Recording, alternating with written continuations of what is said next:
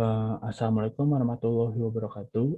Perkenalkan, nama saya Muhammad Haris Helmi Aziz dengan NPM 190319205. Saya di sini ingin memenuhi salah satu tugas mata kuliah Manajemen Keuangan Islam. Saya di sini ingin mempresentasikan manajemen piutang syariah. Manajemen piutang merupakan sebuah praktik atau sistem yang dibuat oleh perusahaan melalui proses perencanaan, pengawasan, dan pengendalian uang yang ditagihkan kepada pihak yang meminjam. Piutang menurut ahli dan perspektif Islam. Utang piutang merupakan salah satu dari sekian banyak jenis kegiatan ekonomi yang dikembangkan dan berlaku di masyarakat. Sebagai kegiatan ekonomi masyarakat, utang piutang bisa berlaku pada seluruh tingkatan masyarakat, baik masyarakat kuno maupun masyarakat modern. Berdasarkan pemikiran ini, utang piutang dapat diperkirakan telah ada dan dikenal oleh masyarakat yang ada di bumi ini ketika mereka berhubungan antara satu orang dengan orang lainnya, mempunyai sisi-sisi sosial yang sangat tinggi. Adapun piutang, menurut para ahli, yang pertama, piutang adalah sejumlah uang hutang dari konsumen dan pada perusahaan membeli barang atau jasa secara kredit kepada perusahaan. Yang ini adalah piutang menurut James C. Van Horn dan John M. Wedge. Yang kedua adalah piutang adalah hak penagihan kepada pihak lainnya atas uang, barang, atau jasa yang timbul karena adanya penjualan barang atau jasa secara kredit dalam jangka waktu 1 tahun atau dalam siklus normal perusahaan. Yang ini piutang berdasarkan menurut Moh Beni tahun 2009. Dalam perspektif Islam, dalam konsep Islam, utang piutang merupakan akad transaksi ekonomi yang mengandung nilai ta'awun, yaitu tolong-menolong. Dengan demikian, utang piutang dapat dikatakan sebagai ibadah sosial yang dalam pandangan Islam juga mendapatkan porsi tersendiri.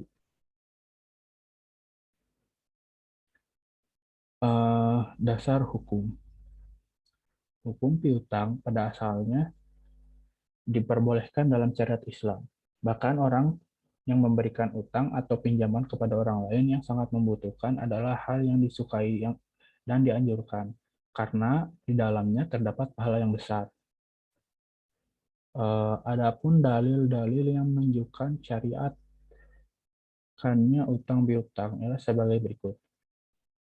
Dan tolong-menolonglah kamu mengerjakan kebajikan dan takwa, dan jangan tolong-menolong dalam berbuat dosa dan pelanggaran. Dan bertakwalah kamu kepada Allah, sesungguhnya Allah amat berat siksaannya. Ayat ini memerintahkan manusia agar saling tolong-menolong sama manusia. Hal ini dikarenakan manusia tidak akan dapat hidup tanpa bantuan orang lain dan selalu membutuhkan bantuan orang lain. Yang selanjutnya adalah rukun dan syarat utang. Yang pertama adalah sigat. Yang dimaksud sigat adalah ijab kabul. Yang kedua adalah akad. Akad yang dimaksud adalah akad kedua belah pihak yang melakukan transaksi, yang memberi utang dan pengutang. Yang ketiga adalah hutang, harta yang dihutangkan. Yang pertama adalah harta yang berupa harta yang ada padanya.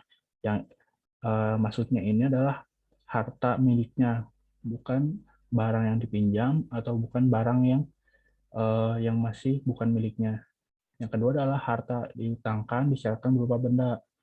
Eh, Maka di sini harta yang dihutangkan bukanlah jasa ataupun semacam servis ini. Yang selanjutnya adalah harta yang dihutangkan diketahui. Maka harta yang dihutangkan haruslah jelas, eh, diketahui oleh kedua belah pihak, dan diketahui juga manfaatnya. Yang selanjutnya adalah klasifikasi piutang. Menurut Zaki Badriwan, mengklasifikasikan piutang menjadi berikut. Yang pertama adalah piutang usaha. Piutang ini timbul akibat transaksi penjualan secara kredit dalam rangka kegiatan usaha perusahaan. Yang kedua adalah piutang non-dagang atau piutang lain-lain. Adalah piutang yang timbul bukan dari transaksi penjualan barang dagangan, jasa dan di luar kegiatan usaha perusahaan. Misalnya, piutang yang timbul dari adanya penjualan secara kredit atas aktiva perusahaan yang sudah tidak produktif lagi. Dalam konteks ini, yang dibahas adalah piutang usaha atau piutang dagang. Selanjutnya adalah kebijakan pengumpulan piutang dan kredit. Secara umum, kredit perdagangan menurut Kashmir diartikan sebagai penjualan barang di mana pembayaran dilakukan secara angsuran atau cicilan, sesuai kesepakatan yang dibuat antara penjual dan pembeli untuk jangka waktu tertentu dengan masing-masing hak dan kewajibannya. Berikutnya adalah kebijakan kredit. Ini kebijakan kredit. Kebijakan kredit ini meliputi standar kredit dan persyaratan kredit. Yang pertama adalah standar kredit. Standar kredit adalah salah satu kriteria yang dipakai perusahaan untuk menyeleksi para langganan yang akan diberi kredit dan besarnya jumlah yang harus diberikan. Jika suatu perusahaan melakukan penjualan dengan kredit hanya kepada para pelanggan yang kuat, kerugian karena timbulnya piutang ragu-ragu biasanya penjualan.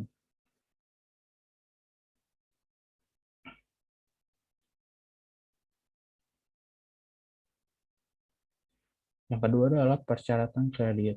Kebijakan kredit juga berkaitan erat dengan persyaratan kredit yang diberikan. Persyaratan kredit ini berguna untuk meningkatkan penjualan kredit dan merangsang pelanggan untuk segera membayar tagihannya. Di samping itu, jangka waktu kredit yang diberikan juga memberikan ruang gerak pelanggan untuk membayar kredit yang diterimanya. Adapun kebijakan pengumpulan utang, kebijakan kredit, dan pengumpulan piutang menurut Sartono mencakup beberapa keputusan. Yang pertama adalah kualitas akun accepted. Yang kedua adalah periode kredit. Yang ketiga adalah potongan tunai. Yang keempat adalah persyaratan khusus. Dan yang terakhir adalah tingkat pengeluaran untuk pengumpulan piutang. Apabila pelanggan terlambat untuk membayar tagihannya, maka perusahaan perlu mengambil tindakan nyata untuk menyelamatkan kredit tersebut agar tidak macet. Tindakan atau kebijakan yang dapat dilakukan meliputi hal-hal berikut. Yang pertama adalah melalui teguran yang dilakukan melalui surat atau telepon. Teguran ini dapat bersifat mengingatkan. Yang kedua adalah perusahaan dapat menyerahkannya kepada penagih atau collection agency.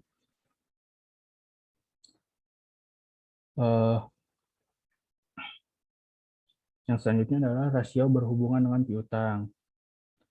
Yang pertama adalah perputaran piutang. Perputaran piutang atau receivable turnover merupakan rasio yang digunakan untuk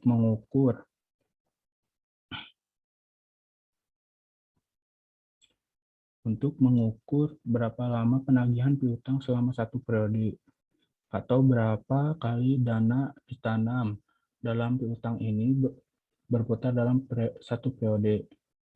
Makin tinggi rasio menunjukkan bahwa modal kerja yang ditanam dalam piutang makin rendah dibanding dengan rasio tahun sebelumnya, dan tentunya kondisi ini baik bagi perusahaan. Maka sebaliknya, jika rasionya rendah, maka menunjukkan bahwa modal kerja yang ditanam dalam piutang semakin tinggi, dan itu tidak baik untuk perusahaan. Yang selanjutnya, maafnya ini salah, harusnya ini hari rata-rata penagihan piutang atau days of receivable. Bagi bank yang akan memberi kredit perlu juga menghitung hari rata-rata penagihan piutang.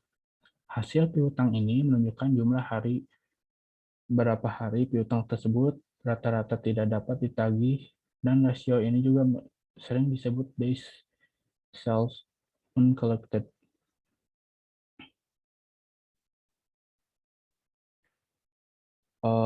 Selanjutnya adalah faktor yang mempengaruhi besarnya investasi piutang. Yang pertama adalah volume penjualan kredit.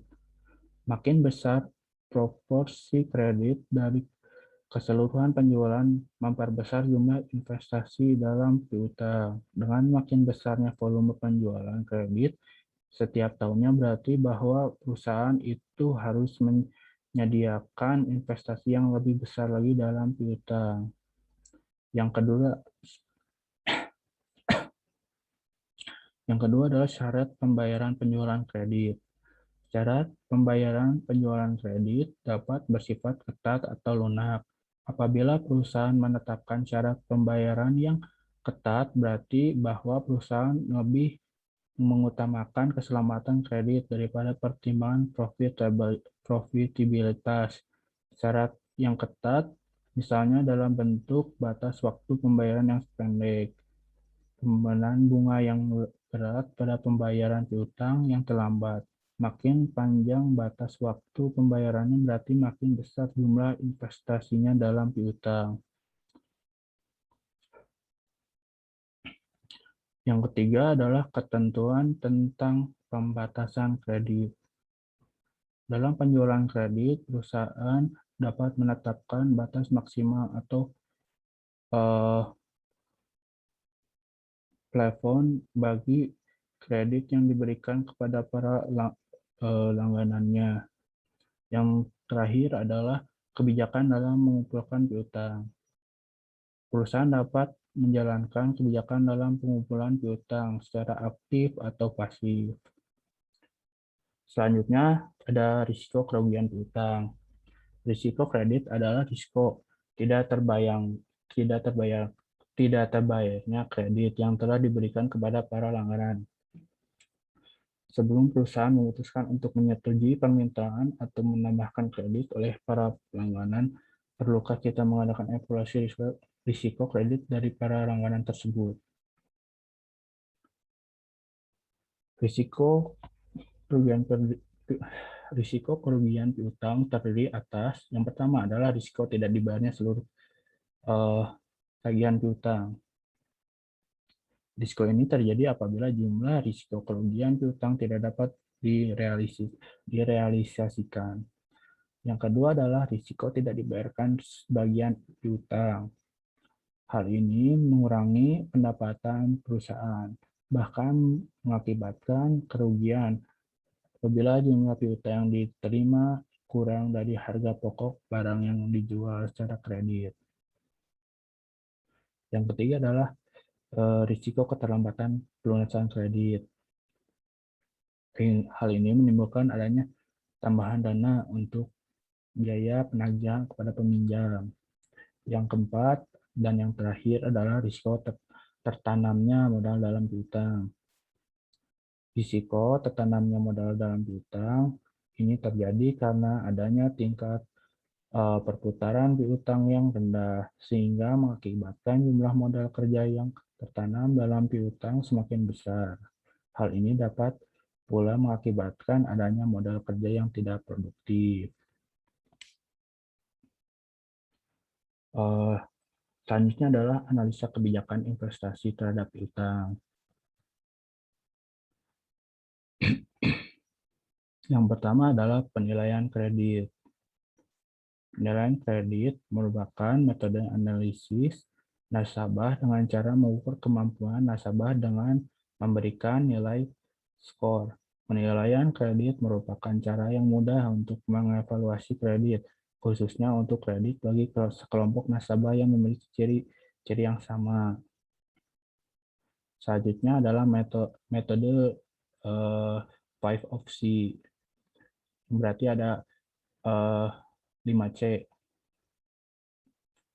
5C ini terdiri dari karakter, capacity, capital, condition, dan collateral, di mana karakter adalah sifat atau watak nasabah, dan capacity yaitu analisis yang digunakan untuk melihat kemampuan nasabah dalam membayar kredit.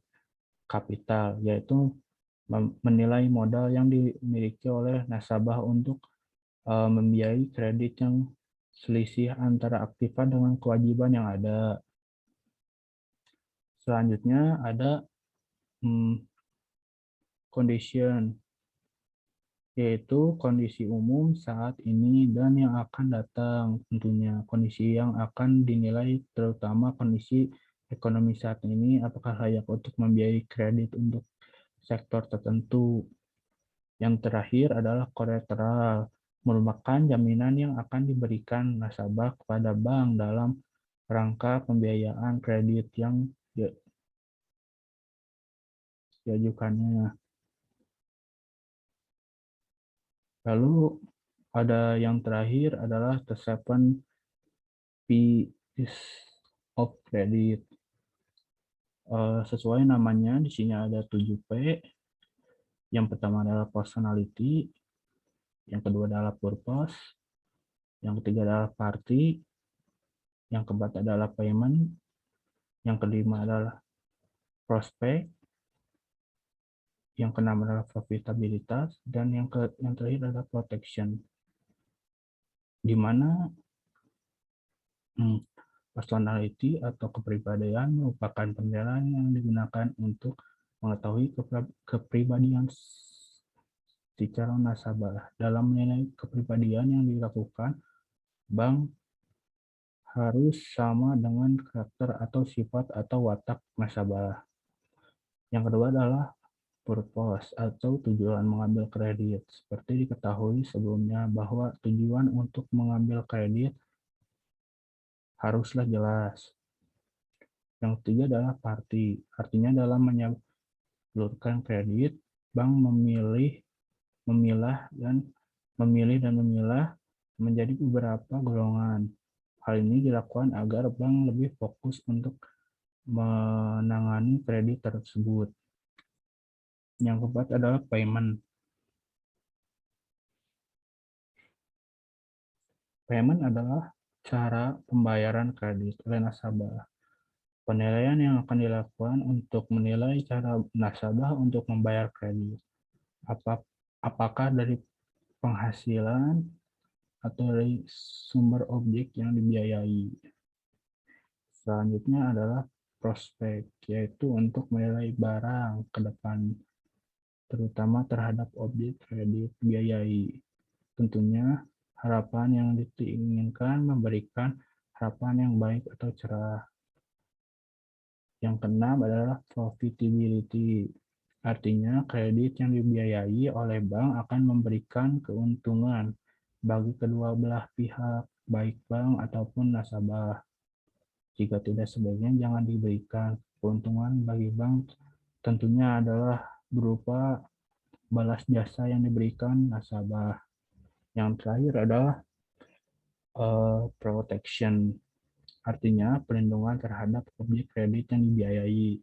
Perlindungan ini tidak sebatas jaminan fisik yang diberikan, akan tetapi lebih dari itu, yaitu jaminan si pengambil kredit seperti asuransi meninggal dunia dan jaminan perlindungan terhadap jaminan fisik yang diberikan dari kehilangan. Mungkin sekian dari saya. Mohon maaf jika banyak salah kata, dan terima kasih atas waktunya telah mendengarkan. Wassalamualaikum warahmatullahi wabarakatuh.